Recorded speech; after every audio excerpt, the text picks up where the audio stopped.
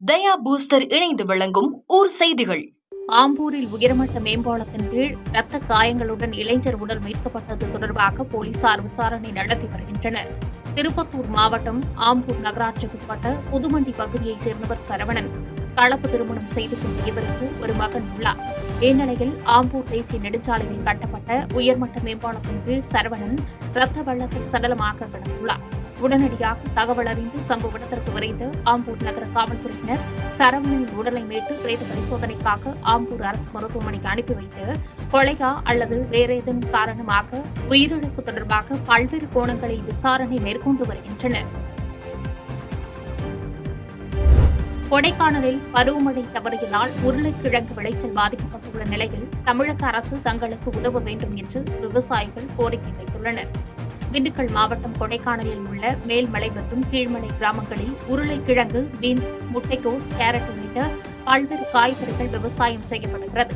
தற்போது அதிக அளவில் உருளைக்கிழங்கு விவசாயம் மேற்கொண்டு வந்த நிலையில் பருவமழை பொய்த்து போனதால் உருளைக்கிழங்கு விளைச்சல் இன்றியும் செடிகள் வாடும் நிலை ஏற்பட்டுள்ளது. இதனால் விவசாயிகள் பெரும் கவலை அடைந்துள்ளனர். எனவே உருளைக்கிழங்கு விவசாயம் மேற்கொண்டுள்ள விவசாயிகளுக்கு தமிழக அரசு உதவ வேண்டும் என்று கோரிக்கை எழுந்துள்ளது. எந்த கூட்டணியில் இணைவது என்பது குறித்த அறிவிப்பு இந்த ஆண்டு டிசம்பர் மாதம் வெளியாகும் என்று டிடிவி தினகரன் தெரிவித்தார். தஞ்சையில் அம்மா மக்கள் முன்னேற்றக் கழக பொதுச் செயலாளர் டிடிவி தினகரன் செய்தியாளர்களுக்கு பேட்டியளித்தார். அப்போது தெரிவித்த அவர், எடப்பாடி பழனிசாமியுடன் கூட்டணி வைப்பதற்கு பதிலாக உயிரிழப்பதை மேல் என்று கூறியது பரபரப்பை ஏற்படுத்தியது. மேலும் தங்கள் கட்சி இருக்கும் கூட்டணிதான் வெற்றி பெற்று ஆட்சி அமைக்கும் என்று அவர் தெரிவித்தார். எந்த கூட்டணியில் இணைவது என்பது குறித்த அறிவிப்பு இந்த ஆண்டு டிசம்பர் மாதம் வெளியாகும் என்றும் அவர் குறிப்பிட்டுள்ளார். 300 கட்சி தலைவருக்கு நாங்க அட்வைஸ் பண்ணேன். இதான் உங்க மாதிரி கன்சல்டன்சி நடத்திட்டு இருக்காங்க. என்ன சார் நீங்க அது ஒவ்வொரு கட்சியோடைய உள்ள நிர்வாகிகளும் அந்த தலைவரும் அதை பற்றி எல்லாம் அவங்க தான் அதை சரி செஞ்சுக்கணும். எங்க கட்சியில என்ன சரி பண்ணணும் நீங்க அட்வைஸ் சொல்லுங்க, நான் கேட்டுக்கிறேன். பழனிசாமியோட போகணுங்கிறீங்களா நீங்க அட்வைஸ்? அதுக்கு நாங்க தூக்குமாடி கூட சொல்லிடுவோம். 2013ஆம் ஆண்டு நடந்த தகுதி தேர்வில் தேர்ச்சி பெற்றவர்களை வஞ்சித்தால் மாநில அளவில் போராட்டம் நடத்தப்படும் என்று ஆசிரியர் தகுதி தேர்வில் தேர்ச்சி பெற்றோர் நலச்சங்கம் அறிவித்துள்ளது. திருச்சியில் 2013 ஆசிரியர் தகுதி தேர்வில் தேர்ச்சி பெற்றோர் நலச்சங்கத்தின் மாநில தலைவர் இளங்கோவன் செய்தியாளர்களுக்கு பேட்டியளித்தார். அப்போது தெரிவித்த அவர், அரசு பள்ளிகளில் ஆசிரியராக பணியாற்றக்கூடிய ஆசிரியர்களுக்கு பதவி உயர்வு பெறுவதற்கும் தங்களது பணியை தக்க வைத்துக் கொள்ளவும் ஆசிரியர் தகுதி தேர்வில் கட்டாயம் தேர்ச்சி வேண்டும் என்று உச்சநீதிமன்ற நீதிபதிகள் மாணவர்கள் நலன் மீதும் கற்றல் அடைவுகள் மீதும் நம்பிக்கை கொண்டு சிறந்த தீர்ப்பு அளித்து வழிகாட்டு நெறிமுறைகளை வழங்கியுள்ளனர். இச்சூழலில் பணியில் இருக்கக்கூடிய ஆசிரியர்களுக்கு தனியே சிறப்பு தகுதி தேர்வு நடத்த தமிழக அரசு திட்டமிட்டு வருவதாக குற்றம் சாட்டினார்.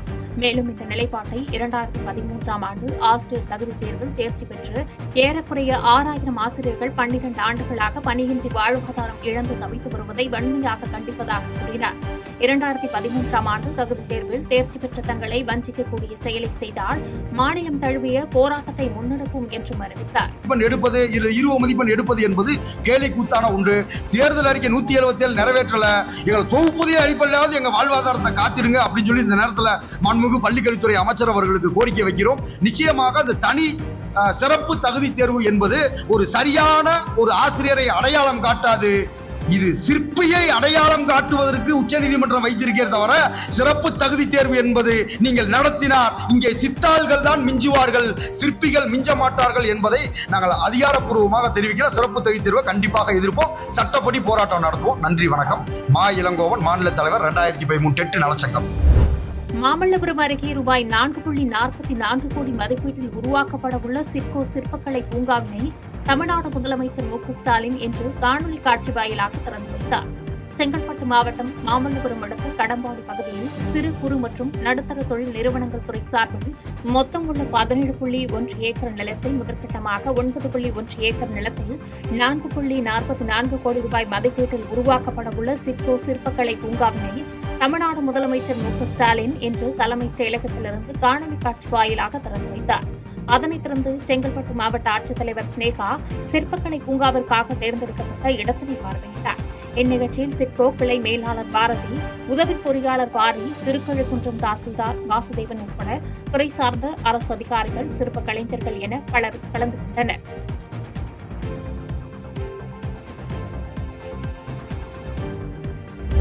மயிலாடுதுறையில் காதல் விவகாரம் தொடர்பாக இளைஞர் கொலை செய்யப்பட்ட வழக்கில் உரிய நீதி பெற்றுத்தர வலியுறுத்தி சாலை மறியல் போராட்டத்தில் ஈடுபட்டவர்களுடன் காவல்துறையினர் பேச்சுவார்த்தை நடத்தி வருகின்றனர். மயிலாடுதுறை மாவட்டம் அடியமங்கலம் கிராமத்தைச் சேர்ந்த வைரமுத்து, மாலினி ஆகியோரின் காதல் காரணமாக இரு குடும்பத்தினருக்கும் இடையே தகராறு இருந்து வந்துள்ளது.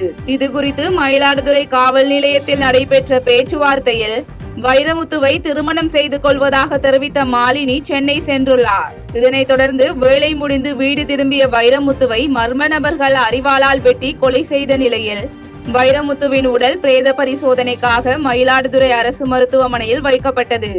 இதனிடையே மாலினியின் தாயார் வேறு சமூகத்தை சேர்ந்தவர் என்பதால் இது ஜாதி ரீதியான படுகொலை என குற்றம் சாட்டப்பட்ட நிலையில் வைரமுத்து வேலை செய்யும் இடத்திற்கு சென்று அப்பவே உன்னை தட்டியிருக்க வேண்டும் என்று மாலினியின் தாயார் விஜயா வைரமுத்துக்கு மிரட்டல் விடுக்கும் வீடியோ வெளியாகியுள்ளது.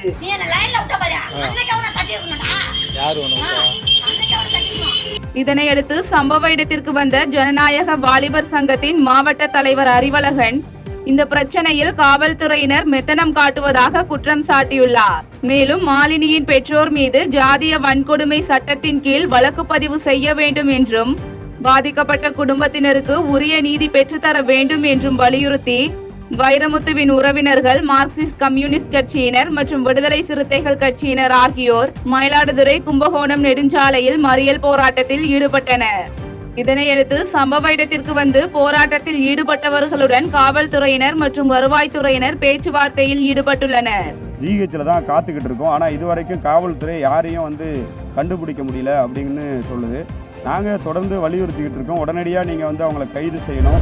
தேனியில் அதிமுகவை ஒன்றிணைக்க வேண்டும் என்ற செங்கோட்டையனின் கருத்துக்கு ஆதரவு தெரிவிக்கும் வகையில் செங்கோட்டையனை சந்திக்க போவதாக ஓபிஎஸ் நிர்வாகிகள் தெரிவித்துள்ளனர். அதிமுகவை ஒருங்கிணைக்க வேண்டும் என்ற செங்கோட்டையனின் கருத்து அதிமுகவில் அதிர்வலைகளை ஏற்படுத்தியது. இந்த கருத்து குறித்து டிடிவி தினகரன் மற்றும் ஓபிஎஸ் ஆகியோர் செங்கோட்டையனுக்கு ஆதரவாக கருத்துக்கள் தெரிவித்து வரும் நிலையில் தேனி மாவட்ட செயலாளர் சையதுகான் தலைமையிலான ஓபிஎஸ் அணியினர் 150க்கும் மேற்பட்டோர் செங்கோட்டையனை சந்திப்பதற்காக புறப்பட்டு சென்றனர். இதனிடையே செய்தியாளர்களிடம் பேசிய மாவட்ட செயலாளர் சையதுகான், கட்சி அலுவலகத்தை ஓபிஎஸ் அணியினர் உடைத்தது குறித்த கேள்விக்கு அஇஅதிமுகவில் 1.5 கோடி தொண்டர்கள் இருக்கும் நிலையில் கொடநாட்டில் நடைபெற்ற கொலை மற்றும் கொள்ளை சம்பவங்களில் யார் பெயர் வந்தது என்று அனைவருக்கும் தெரியும் என பதிலளித்தார்.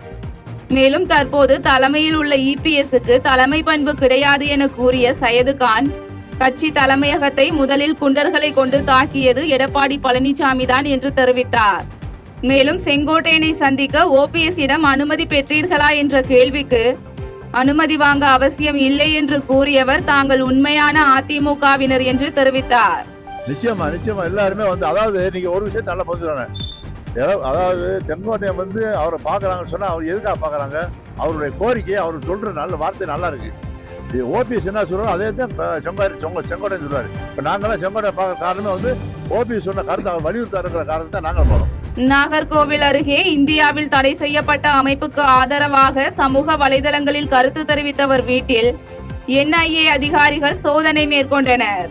நாடு முழுவதும் தீவிரவாத தடுப்பு நடவடிக்கைகளில் என்ஐஏ, சிபிஐ போன்ற அமைப்புகள் ஈடுபட்டு இந்தியாவில் தடை செய்யப்பட்ட அமைப்புகளுடன் தொடர்பில் இருப்பவர்களை கைது செய்து வருகின்றனர். இந்நிலையில் சென்னையில் கன்ஸ்ட்ரக்ஷன் தொழில் செய்து வரும் கன்னியாகுமரி மாவட்டம் நாகர்கோவில் இளங்கடை மாலித்தனர் நகரைச் சேர்ந்த ரஷீத் அகமது என்பவர் வீட்டில் என்ஐஏ டிஎஸ்பி குமரன் தலைமையிலான 5 பேர் கொண்ட குழுவினர் அதிகாலை முதல் சோதனை மேற்கொண்டனர். மேலும் ரஷீத் முகமதுவின் மகன் உசைன் இந்தியாவில் தடை செய்யப்பட்ட அமைப்புக்கு ஆதரவாக சமூக வலைதளங்களில் கருத்து தெரிவித்ததாக கூறப்பட்ட நிலையில் இந்த சோதனை மேற்கொள்ளப்பட்டது.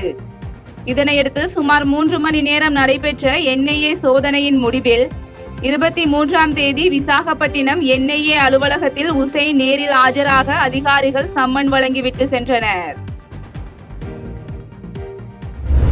போச்சம்பள்ளி அருகே இருசக்கர வாகனம் மீது சரக்கு வாகனம் மோதி ஏற்பட்ட விபத்தில் இருசக்கர வாகனத்தில் பயணித்த பெண் நூலிலையில் உயிர் தப்பிய சிசிடிவி காட்சி வெளியாகி பரபரப்பை ஏற்படுத்தியுள்ளது. கிருஷ்ணகிரி மாவட்டம் போச்சம்பள்ளி வட்டாட்சியர் அலுவலகம் அருகே அரசம்பட்டியிலிருந்து போச்சம்பள்ளி நோக்கி இருசக்கர வாகனத்தில் சென்ற பெண் மீது பின்னால் வந்த சரக்கு வாகனம் மோதி விபத்து ஏற்பட்டது. இந்த விபத்தில் இருசக்கர வாகனத்தில் பயணித்த பெண் காயமடைந்த நிலையில் அக்கம்பக்கத்தினர் உதவியுடன் மருத்துவமனைக்கு அனுப்பி வைக்கப்பட்டார். இந்நிலையில் இந்த விபத்து தொடர்பான சிசிடிவி காட்சிகள் சமூக வலைதளங்களில் வெளியாகியுள்ளது. அந்த வீடியோ காட்சியில் இருசக்கர வாகனத்தில் பயணித்த பெண் கீழே விழுந்து நூலிழையில் உயிர் தப்பிய காட்சி பதிவாகியுள்ள நிலையில் சமூக வலைதளங்களில் பரவிய இந்த வீடியோவால் பரபரப்பு ஏற்பட்டுள்ளது. ஆரணி அருகே அண்ணா பிறந்த நாளை முன்னிட்டு அதிமுக சார்பில் முன்னாள் அமைச்சர் சேவூர் எஸ் ராமச்சந்திரன் தலைமையில் கழக நிர்வாகிகள் ஊர்வலமாக சென்று மலர் தூவி மரியாதை செலுத்தினர். திருவண்ணாமலை மாவட்டம் ஆரணியில் பேரறிஞர் அண்ணாவின் பிறந்தநாளை முன்னிட்டு அதிமுக சார்பில் முன்னாள் அமைச்சர் சேவூர் எஸ் ராமச்சந்திரன் தலைமையில் கழக நிர்வாகிகள் ஊர்வலமாக சென்று மலர் தூவி மரியாதை செலுத்தினர். பின்னர் பொதுமக்கள் அனைவருக்கும் இனிப்புகள் வழங்கப்பட்டன. தொடர்ந்து முன்னதாக சட்டமன்ற உறுப்பினர் அலுவலகத்தில் நிறுவப்பட்டுள்ள பேரறிஞர் அண்ணாவின் திருவுருவப் படத்திற்கு முன்னாள் அமைச்சரும் சட்டமன்ற உறுப்பினருமான சேவூர் எஸ் ராமச்சந்திரன் மாலை அணிவித்து மலர் தூவி மரியாதை செலுத்தினார். இந்த நிகழ்வில் மாவட்ட இணை செயலாளர் வனிதா சதீஷ், ஒன்றிய செயலாளர்கள் சங்கர் உள்ளிட்ட பலர் கலந்து கொண்டனர். தமிழகத்தில் பள்ளிக் கல்வித்துறையில் காலியாக உள்ள 1121 முதுநிலை பட்டதாரி ஆசிரியர் பணியிடங்கள் விரைவில் நிரப்பப்படும் என கல்வி அமைச்சர் அன்பில் மகேஷ் தெரிவித்தார். நீலகிரி மாவட்டம் உதகை அருகே காந்தர் பகுதியில் நகராட்சி உறுதி நடுநிலைப்பள்ளி இந்த கல்வியாண்டு முதல் உயர்நிலைப் பள்ளியாக தரம் உயர்த்தப்பட்டது. தரம் உயர்த்தப்பட்ட பள்ளியை கல்வி அமைச்சர் அன்பில் மகேஷ் நேரில் பார்வையிட்டு திறந்து வைத்தார். இதனைத் தொடர்ந்து செய்தியாளர்களுக்கு பேட்டியளித்த அவர், தமிழகத்தில் உள்ள பள்ளிகளில் இடைநிற்றலை தவிர்க்க தமிழக அரசு பல்வேறு நடவடிக்கைகளை தொடர்ந்து மேற்கொண்டு வருகிறது எனவும் தெரிவித்தார். மேலும் நீலகிரி மாவட்டத்தில் பள்ளிக் கல்வித்துறையில் உள்ள தேவைகள் குறித்து துரிதமாக நடவடிக்கை எடுக்கப்படும் எனவும் தெரிவித்தார். தொடர்ந்து தமிழகத்தில் பள்ளிக் கல்வித்துறையில் காலியாக உள்ள 1121 முதுநிலை பட்டதாரி ஆசிரியர் பணியிடங்கள் விரைவில் நிரப்பப்படும் எனவும் தெரிவித்தார். தற்காலிக ஆசிரியர்களை நம்ம நியமித்தம் என்று சொன்னாலும் அதுவும் காரணம். இப்போ நம்ம ஒரு நோட்டிஃபிகேஷன் ஃபார் பிஜி டீச்சர்ஸ் 1721 பேருக்கு நோட்டிஃபிகேஷன் கொடுத்துருக்கோம். அப்படி வரும்போது என்ன இப்போ மாவட்ட கலெக்டர் சொல்லும்போது சரி இதெல்லாம் சரி பண்ணுங்க, இன்னும் எங்களால் ரிசல்ட் கொடுக்க முடியும். நீலகிரி அருகே அடர்ந்த வனப்பகுதியில் சறுக்கி விழுந்து கர்ப்பிணி காட்டு யானை உயிரிழந்த சம்பவம் அப்பகுதியில் சோகத்தை ஏற்படுத்தியுள்ளது. நீலகிரி மாவட்டம் குன்னூர் மேட்டுப்பாளையம் தேசிய நெடுஞ்சாலையில் உள்ள கோழிக்கரை பழங்குடியின கிராமத்தின் அருகே உள்ள அடர்ந்த வனப்பகுதியில் கர்ப்பிணி காட்டு யானை மலை சரிவில் சறுக்கி விழுந்து உயிரிழந்தது. இதனைத் தொடர்ந்து தகவல் அறிந்த மாவட்ட வன அலுவலர்கள் சம்பவ இடத்திற்கு சென்று இறந்து கிடந்த கர்ப்பிணி காட்டு யானையை பிரேத பரிசோதனை செய்து அடக்கம் செய்தனர். நாமக்கல்லில் வக்கீல் ஆறுமுகம் கைது செய்யப்பட்டதை கண்டித்து வழக்கறிஞர்கள் ஆர்ப்பாட்டத்தில் ஈடுபட்டனர். நாமக்கல் திருநகரை சேர்ந்த தொழிலதிபர் பழனிசாமி என்பவரிடம் நில ஆவணங்களை பறித்த வழக்கு தொடர்பாக வக்கீல் ஆறுமுகத்தை கைது செய்ததை கண்டித்தும் வழக்கறிஞர்களுக்கு பாதுகாப்பு வழங்க கோரி ஒருங்கிணைந்த நீதிமன்றம் நுழைவாயில் முன்பு குற்றவியல் வழக்கறிஞர் சங்க செயலாளர் கணேசன் தலைமையில் வழக்கறிஞர்கள் ஒருநாள் நீதிமன்ற பணிகளை புறக்கணித்து ஆர்ப்பாட்டத்தில் ஈடுபட்டனர். அப்போது வழக்கறிஞர்களுக்கு பணி பாதுகாப்பு வழங்க வேண்டும் என்றும் வழக்கறிஞர் ஆறுமுகத்தை கைது செய்ததை கண்டித்தும் முழக்கங்கள் எழுப்பினர்.